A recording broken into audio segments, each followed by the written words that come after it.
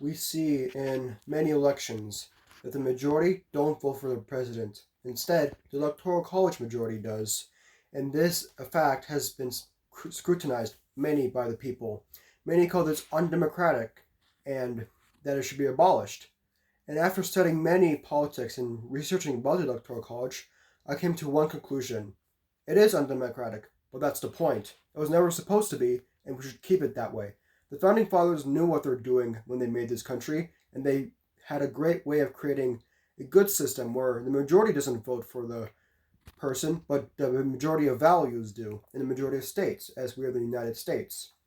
This is relevant because removing this electoral college remove one of the founding principles of our country, the republic part of it. And without this part, our country would become more tyrannical and it would not be good for our future.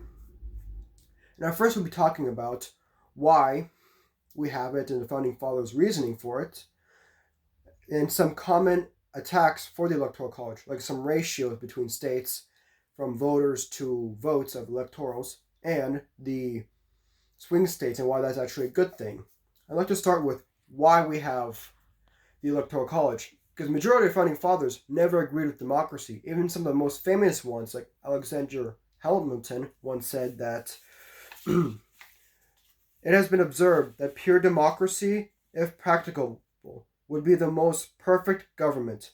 Experience, however, has proved that this position is false. The ancient democracies in which people themselves deliberated never possessed one good feature of government. Their very character was tyranny, and their figure was deformative.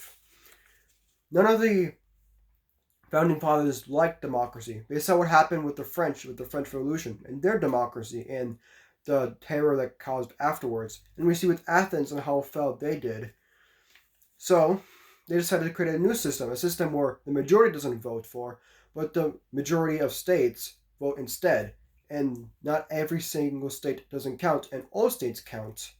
So we don't get situations where we only care about 5 states like Florida, Pennsylvania, Minnesota, and New York, but we get all states mattered. And all states are valuable for the choice of a president, which would lead to the first criticism is the ratio between electoral votes and people. We hear from the New York Times saying that if the majority does not rule and that every vote is not equal, that is a reason enough to suspend the system. The people don't want that people want the majority to rule, not to rule. But the problem is the founding fathers wanted the majority not to rule.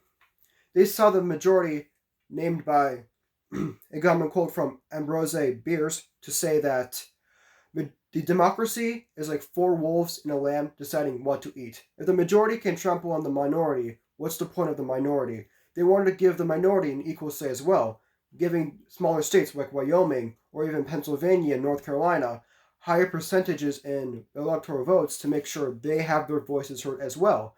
Because our country isn't just the majority of people, it's a diverse culture in many states, not just 5 states, but 50. So we need each one to matter, which is important for when we get to the problem with swing states, with many see as the problem that, well, we only care about these swing states every year. Why not just care about all the states and remove the electoral college? The problem with this sentiment is that removing the electoral college will cause many states not to be considered. Wyoming, Pennsylvania, North Carolina, Florida, who cares about those states when you can just get Texas and California and you can get New York and Minnesota and win the election? These swing states allowed that many different states are mattering in different times. Sometimes Pennsylvania, North Carolina, and Georgia matter. Sometimes Minnesota and Florida. Sometimes California and Hawaii.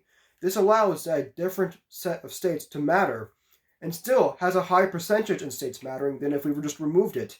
And more ideas and more values and more cultures get represented because each state has their own culture. Wyoming is different from California as California is different from Minnesota. And the founding fathers knew that, so they decided to have these electoral college to make sure each state counts, each state matters, not just have one state matters all. There has been in the founding fathers' times states with the majority of people living in, yet they still do not have as much ratio of votes than other states. This has always been a problem, and they wanted to make sure that these states with not a lot of people living in it matters. And that's why we're not a democracy, but a republic. We are represented by our states and our values, not by the majority of people. The majority of people do not know how other people live. People in California can't decide what people in Alaska live because they live in two different climates, regions, and they have different politics.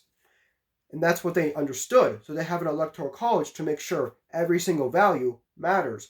We are a collective of states, each defined by our own governments, collectively in one big government, which allows us to be governed by one government and with small government, and our small government controlling the big government. And so in conclusion, the Founding Fathers knew what they're doing with the Electoral College, and there's a reason why we have it. It's not because they didn't count every single person, but every single person has different values, and all values must be considered. And if all values must be considered, we cannot have a democracy, because a democracy inherently doesn't allow all views to be mattered. So the Electoral College allows a diverse set of views to be able to choose a president they want, not just a majority over a minority. So if you ever wonder now why we have an Electoral College, it's not because they didn't care about the people, they just wanted all people's values to matter.